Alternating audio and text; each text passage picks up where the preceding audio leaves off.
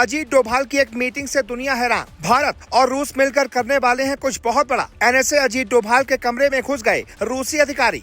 भारत पाकिस्तान पर लगा action, PoK में करेगा ऑपरेशन। दोस्तों, आज जो हम आपको बताने जा रहे हैं वो सिर्फ एक मीटिंग नहीं है, ये मीटिंग है दुनिया की तेल वाली राजनीति का गेम चेंजर प्लान। रूस का सबसे ताकतवर आदमी, पुतिन का बेहद करीबी डेनिस मोंटोरोव अचानक भारत आ जाता है। और ये कोई सामान्य विजिट नहीं होती, ये एक ऐसा दौरा था जिसने बड़े बड़े देशों की नींदें उड़ा दी हैं। अब सवाल ये है, रूस का इतना बड़ा नेता भारत क्यों आया? पीएम मोदी से मिलने के बाद वो सीधे अजीत डोभाल के पास क्यों गया? और ये जो दो तस्वीरें वायरल हो रही हैं, इनका मतलब क्या है? दोस्तों, ये तस्वीरें बता रही हैं कि पर्दे के पीछे कुछ ऐसा सेट हो रहा है जो आने वाले दिनों में पाकिस्तान से लेकर अमेरिका तक को हिला सकता है। और हाँ, मोदी जी ने मोटोरोव से ऐसी बात कही जो आमतौर पर कोई प्रधानमंत्री नहीं कहता।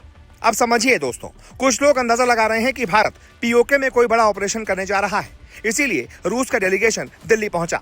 लेकिन असली बात तो इससे भी ज्यादा गहरी है। ये सिर्फ सरहद का खेल नहीं है, ये है पैसे, ताकत और कंट्रोल का खेल। डिप्लोमेसी का एक सीधा नियम होता है, अगर किसी देश को दूसरे की मदद चाहिए होती है तो वही देश खुद चलकर आता है। और यहाँ वही हुआ, रूस भारत आया है। मतलब साफ है, इस वक्त रूस को भारत की सख्त जरूरत है। और ये जरूरत सिर्फ दोस्ती की नहीं है, ये जरूरत है सिस्टम बचाने की। अब आते हैं मोदी जी के बयान पर। जब मोंटोरोव मोदी जी से मिले तो मोदी जी ने कहा, भारत आपका दूसरा घर है। अब भाई, ये सिर्फ स्वागत नहीं है, ये एक सीधा राजनीतिक संकेत है। ये लाइन कह रही है, हम आपके साथ हैं और जरूरत पड़ी तो मजबूती से हम आपके साथ खड़े भी रहेंगे। और फिर मोदी जी ने यह भी कहा कि पुतिन को मेरा संदेश जरूर पहुंचाइएगा। अब सवाल उठता है, रूस ऐसा कौन सा संदेश सुनना चाहता है जो खुद प्रधानमंत्री मोदी भेज रहे हैं? दोस्तों, इसका जवाब है तेल, युद्ध और डॉलर की ताकत।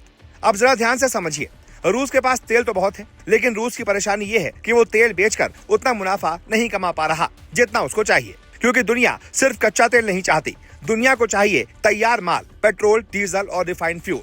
लेकिन रूस की रिफाइनिंग क्षमता पर भारी दबाव पड़ा है। यूक्रेन ने रूस की कई ऑयल फैसिलिटीज को टारगेट किया है, जिससे उनका प्रोसेसिंग सिस्टम कमजोर हुआ है। यानी रूस के पास कच्चा माल तो है, लेकिन फैक्ट्री वाला सिस्टम दबाव में है। और अब रूस ने निकाला अपना मास्टर स्ट्रोक। रूस ने भारत से कहा, हम आपको तेल देंगे, जितना चाहिए उतना देंगे, आप इसे अपने प्लांट में प्रोसेस करो और दुनिया में तैयार करो पेट्रोल, डीजल और बेचो। अब आप समझ रहे हैं, ये सीधा सीधा दुनिया की नाक के नीचे खेल है। क्योंकि भारत के पास ऐसी रिफाइनरी टेक्नोलॉजी है जो भारी से भारी तेल को भी तुरंत प्रोसेस कर सकती है। भारत के बड़े बड़े रिफाइनिंग प्लांट्स दुनिया के सबसे एडवांस सिस्टम्स में गिने जाते हैं। मतलब भारत सिर्फ खरीदार नहीं, बल्कि भारत इस गेम में फैक्ट्री बन सकता है। और दोस्तों, अगर भारत फैक्ट्री बन गया तो पैसा, ताकत और कंट्रोल तीनों भारत के पास आ जाएंगे। सिर्फ इतना ही नहीं, इससे डॉलर सिस्टम को भी चुनौती मिल सकती है, क्योंकि ट्रेड के नए रास्ते खुलेंगे। अब कहानी का सबसे तगड़ा हिस्सा आता है। मोदी जी से मिलने के बाद डेनिस मोंटोरोव सीधे पहुंचते हैं अजीत डोभाल के पास। और जो तस्वीरें सामने आती हैं वो बता रही हैं कि मोंटोरोव के चेहरे पर जल्दबाजी थी।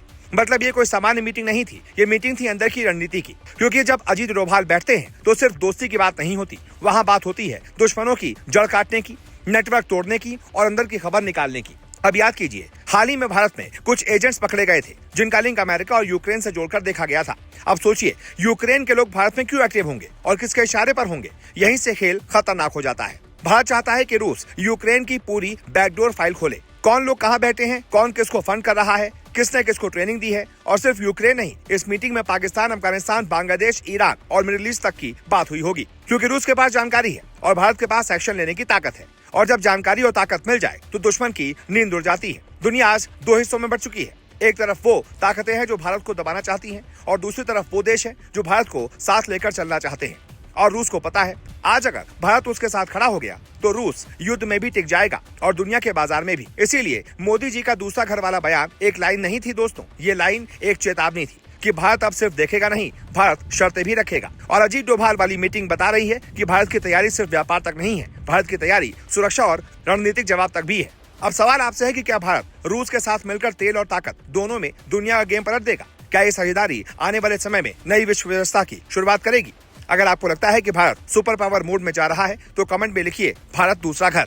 वीडियो अच्छा लगा हो तो लाइक कीजिए, साथ ही साथ चैनल को सब्सक्राइब करना मत भूलिएगा।